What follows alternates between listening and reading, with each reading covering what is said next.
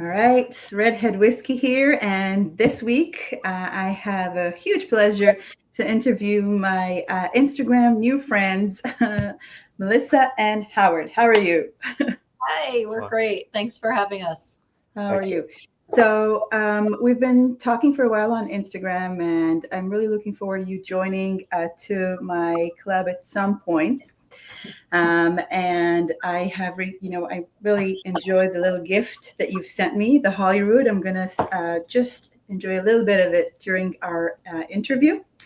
And I have to say, I think we started talking about around November time, and your story was truly phenomenal because it's a very interesting story about, you know, you know, regular people that have regular jobs that just take a turn in life to an adventure.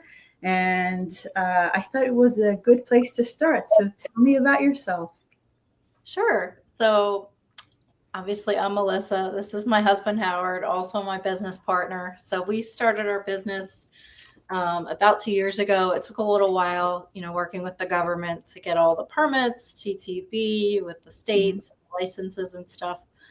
But we import premium scotch to the US. We brought our first import over to the US last February. So almost going on a year that we've had products over here. So Mhm. I'll let Howard tell a little bit more about what products we've got. Yeah, so we started the business because we wanted to bring in high quality scotch that we had seen when we traveled to the UK and Scotland that we really weren't seeing in the US. Mhm.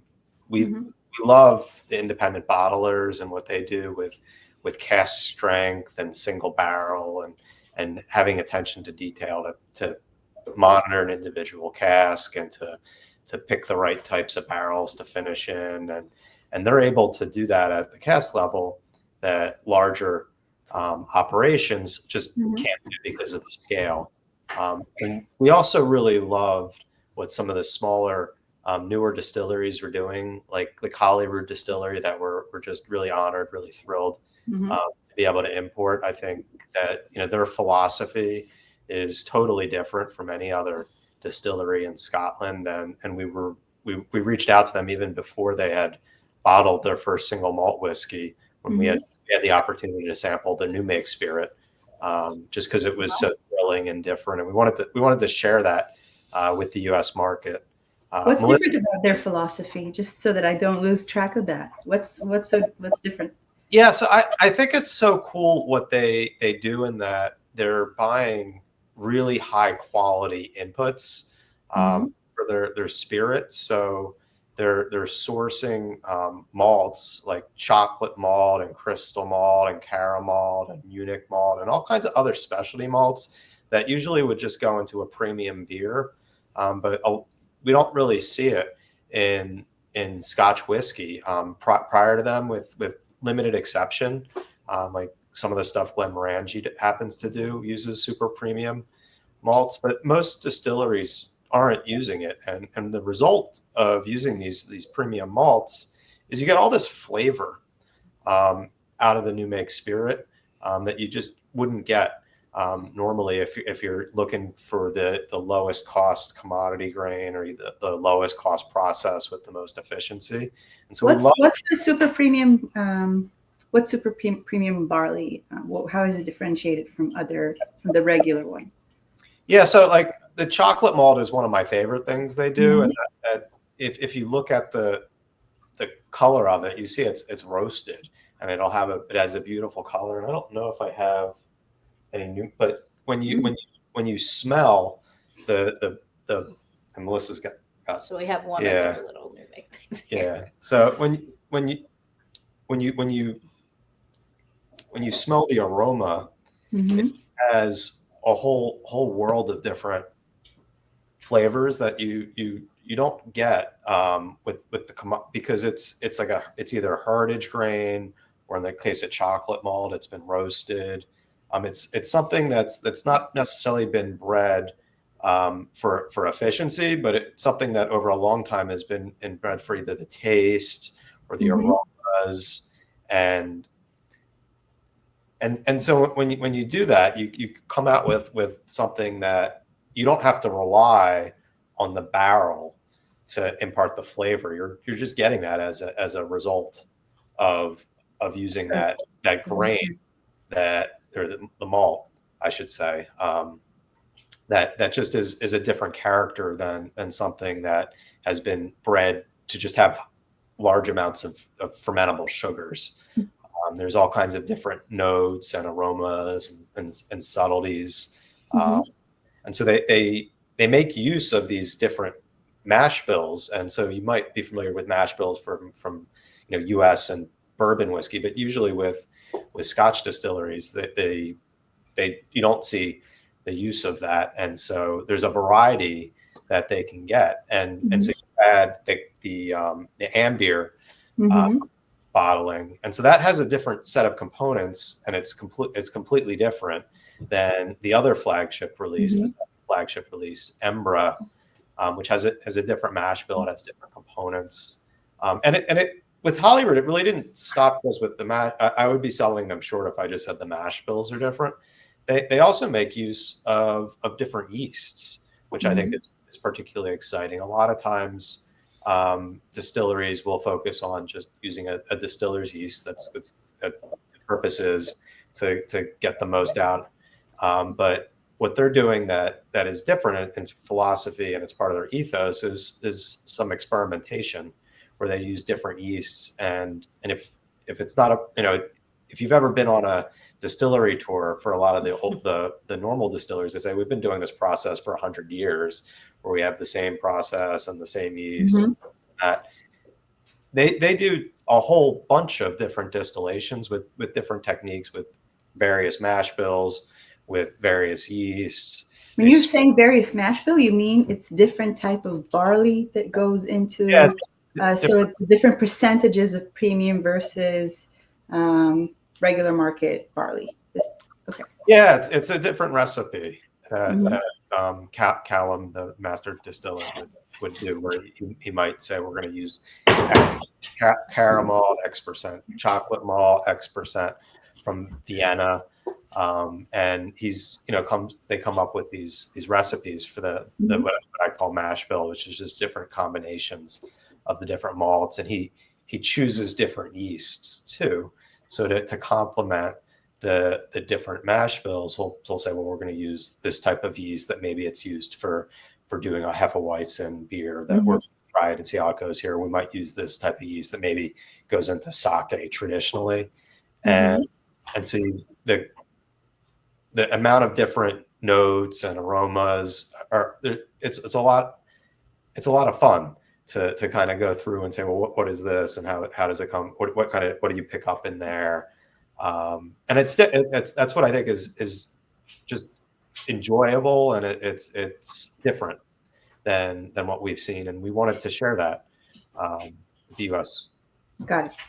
So we really deep dived into Hollywood. What is your portfolio like? Can you tell us a little bit about what you offer, and maybe a little bit about the process that you go to choose one thing over another? Yes. So we in our portfolio, we have 3 super premium independent bottlers that we chose. And so a lot of your audience already knows what independent bottlers are, but just a quick summary, what independent bottlers do. And there's going to be a great film called Independent Spirits coming up that goes into independent bottlers, hopefully in the coming months. But in summary, they choose spirits, whether they've been aged already in casks and that they're buying, or they get new make spirit, and they purchase those, and then they choose how much more time to have in cask. Maybe if they want to do a re-rack in a different type of cask, maybe an ex-bourbon cask or a sherry or wine, and then they take it from there, and then they choose to bottle it under their own label. And what I like about, we get a lot of questions like the difference between that and in the US we have a lot of non-distiller producers. Most of the time, the independent bottlers will say we've sourced this spirit from this distillery. So it'll say on the label, which distillery that it came from. So this is a Royal Bracla that one of our brands, Lady of the Glen, did. And what we like about Lady of the Glen is they have the discipline to say this one was really good. It was in a refill barrel. They didn't need to put it into something else.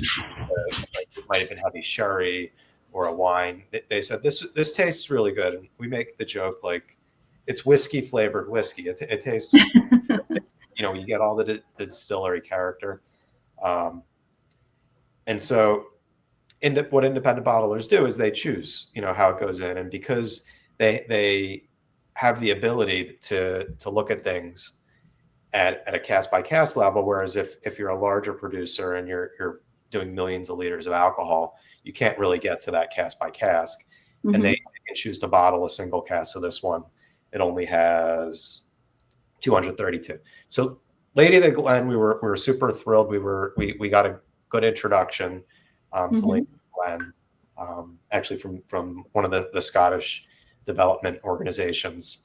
They're an award-winning bottler. I guess Melissa, you can help me with the awards. Yeah, they were Whiskey Magazine's Independent Bottler of the Year in 2022, 23, 24. So yeah, they've definitely racked up some awards. And the other two bottlers we also have are the Dramore Group. So they're also an independent bottler. They do a lot of really awesome cask finish. They have a relationship with a sherry bodega. So we really love their PX finishes. Folks, when they try it, really love everything they've got in PX. I don't know which one Howard's holding This up is from the Space Side so Distillery. This one is in PX. So those are really nice to drink, really easy to drink. And then the third one we have is Creetown Distillers, which is Martin Armstrong, broker. So Martin's been around for a long time, bottling whiskey in the industry. His parents owned it, or his family owned a distillery when he was growing up. So this is his more fanciful label. Some of his whiskey broker stuff has kind of just a simple label on it. The liquid is great in all the bottlings, but this one's a little nicer looking with that. So what's your criteria when you're choosing a brand to import? Because you're doing a lot of work, so I'm assuming you have to be very specific in what you choose and offer. Yeah. So first, the liquid has to be delicious. We have to think that they're producing really, really high quality liquid. That they're everything that is behind their label is going to be something that we can trust and the consumers can trust. And each of the different brands that we've chosen, I think, occupies a different space in independent bottlers. We really like what Martin and Jane do with their bottlings. They get a lot of access to rare casks and things that we seldom see other places, and they have a lot of value in what they find. So with the Creetown Distillers, I picked up a 31-year North British, and that was a marriage of 3 different casks, and it's just a delicious whiskey that is accessible to not just Scotch drinkers, but we find bourbon drinkers really like it because of how approachable that one is. They were also responsible for sourcing an 18-year Aaron sherry cask that we had a nice allocation for them, and that was something we don't see too often.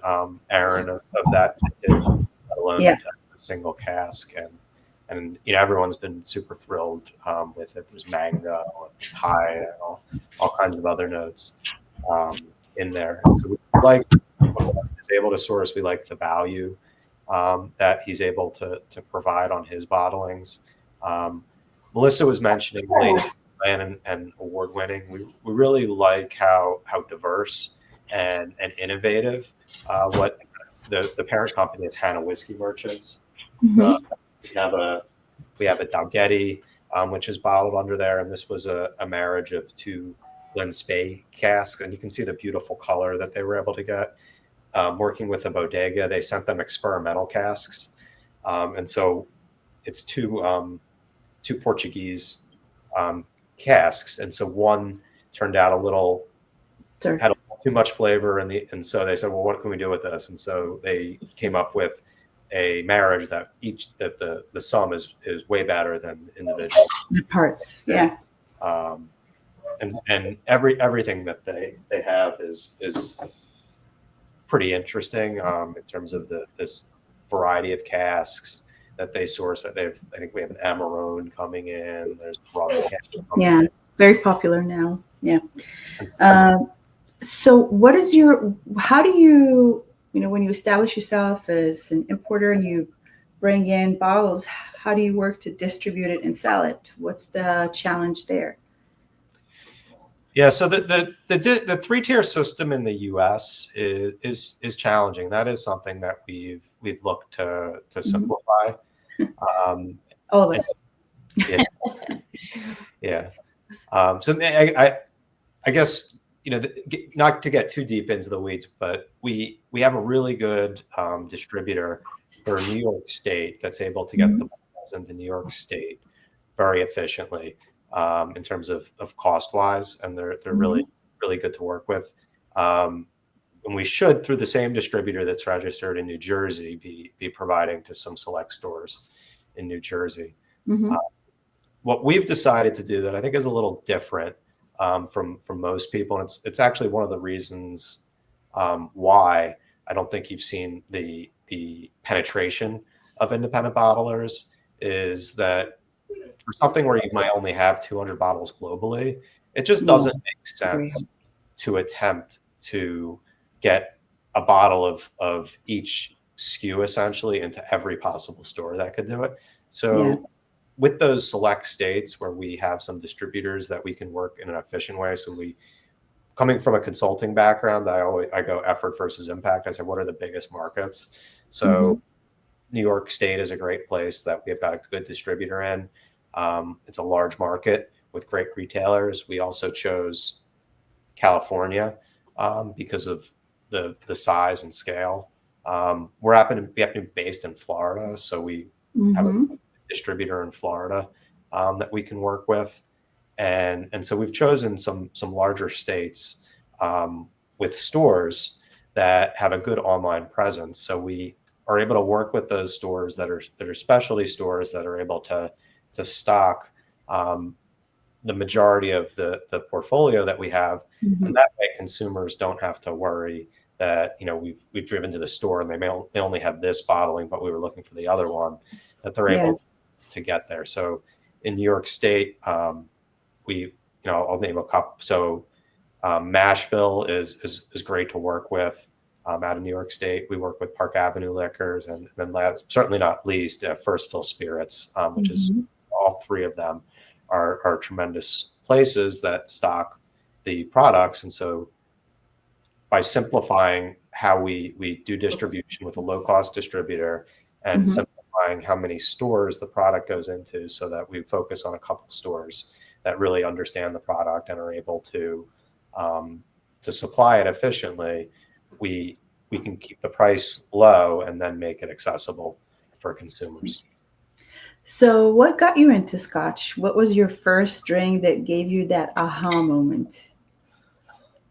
I think that it may not. I might not answer the question the way you asked it, but I'll say this. My background was tax and business process consulting. I worked for some of the largest consulting firms in the world, and I was on a long-term project, and I was spending time over in the UK, and I like Scotch and I like whiskey, but I was used to more common brands that were more available in the US, things that were bottled at 40%, things that were chill filtered, things that had caramel coloring added. And I spent a little bit of time in London, and Melissa encouraged me for a long weekend to take a trip up to Scotland. And I did. And when I went up to Edinburgh and I went up to Speyside, I went up to the Highlands, I spent some time there, and I discovered cask strength Scotch, and I discovered independent bottlers beyond what was available in the US. And I came back, and I was changed. I had so much more appreciation for Mhm. all of the different distilleries that were available that may go into blends, and I had so much more appreciation for the flavor you could get out of cask strength, and I had a lot of appreciation for how nuanced that and how varied the flavors could be, even from the same distillery, but just cask to cask. And that was about 2016 when I Uh-huh. came back with that. I don't know if you have a favorite or how you came into appreciating Scotch. I'm just hanging out with him now. We went to Isla. I think the experience at Brulati, that was just awesome. We did the warehouse tasting, so that was one of my memorable experiences. Yeah. So being closer to the experience and product kind of opened your world. Yeah, that's nice. So is there anything, I always like to end the interviews with a question that Mark Gillespie always asks on WhiskyCast. And Sadie is barking. So is there anything that I didn't ask and you'd like to share? No, I would just encourage people to try something new. I know there's a ton of great brands out there that we love them too. We're not against any of the more well-established stuff, but some of the smaller brands, these independent bottlers, they're just doing some phenomenal things. So just give it a try and see if I would add the most important thing, which is we set up a portal for the brands so that when they arrived in the U.S., that they wouldn't have to, they could announce to all the consumers in the U.S. the easiest way to get to them. So our portal is at scotchdrinkersonly.com. And so I'll put a link below with the description of the video. Yeah. And so all of our imports are available through scotchdrinkersonly.com, and it's fulfilled by one of the licensed retailers in our network that stocks the product. And so that's what I would say. We haven't added, but we definitely should let people know if they visit and they want to try any of these fantastic distilleries that we import or the independent bottlers. Beautiful. Well, thank you so much. It's a great interview, and I'm really looking forward to our club trying your delicious whiskeys and hand-selected barrels. Thank you very much for having us. We're really appreciative, and it's great to be able to share the products with you and your clubs.